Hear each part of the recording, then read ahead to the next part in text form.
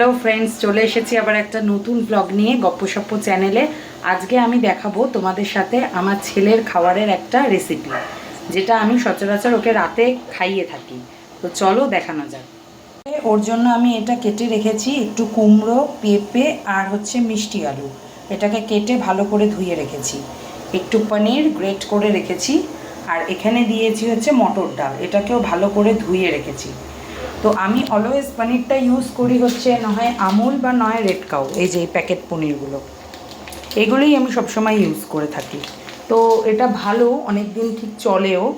আর আমি একটু রেখে রেখে খাওয়াই, তো তার জন্য এটা ফ্রিজে স্টোরেজ থাকে। তো এই উপকরণগুলো আমার লাগবে। প্রথমে আমি প্রেশারে করব যেহেতু খাবারটা, তো প্রেশারটা আগে বসিয়ে দিলাম। তো আস্তে আস্তে আমি স্টার্ট করি। ফার্স্টে জ্বালালাম প্রেশারটা। এর মধ্যে ইউজ করব আমি ডক্টর চয়েসের এই সয়াবিন অয়েলটা, সাদা তেল। অল্প সামান্য একটু তেল আমি ইউজ করব।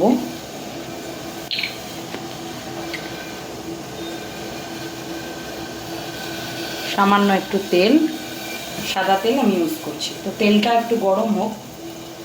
এর মধ্যে দিয়ে দিলাম আমি একদম সামান্য একটু পাঁচফোড়ন। এবার আমি একে একে ধুয়ে রাখা সবজিগুলো দিয়ে দেবো।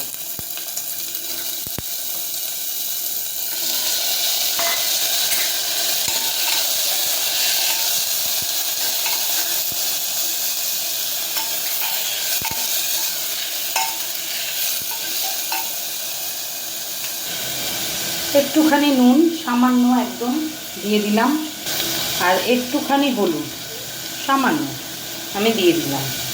আমি সমস্ত মশলাই ওকে খাওয়াই, আস্তে আস্তে অভ্যাস করিয়েছি। একটু নুন খাওয়াই, একটু হলুদ গুঁড়োও দিই, জিরে গুঁড়োও দিই, ধনে গুঁড়োও দিই। শুধুমাত্র লঙ্কা গুঁড়োটা আমি ইউজ করি না, কারণ লঙ্কা যেহেতু ঝাল, তো ওইটা তো এখন খেতে পারবে না, তাই জন্য ওইটা আমি ইউজ করি না। তো খাবারটা এই দেখুন, একদম সামান্য একটু হলুদ আর নুন দিয়ে হালকা একটু ফ্রাই করলাম। তার মধ্যে আমি ধুয়ে রাখা মটর ডাল এগুলো দিয়ে দিলাম, আর গ্রেটেড পনিরটাও দিয়ে দিলাম। এবার ভালো করে একটুখানি নাড়ালাম।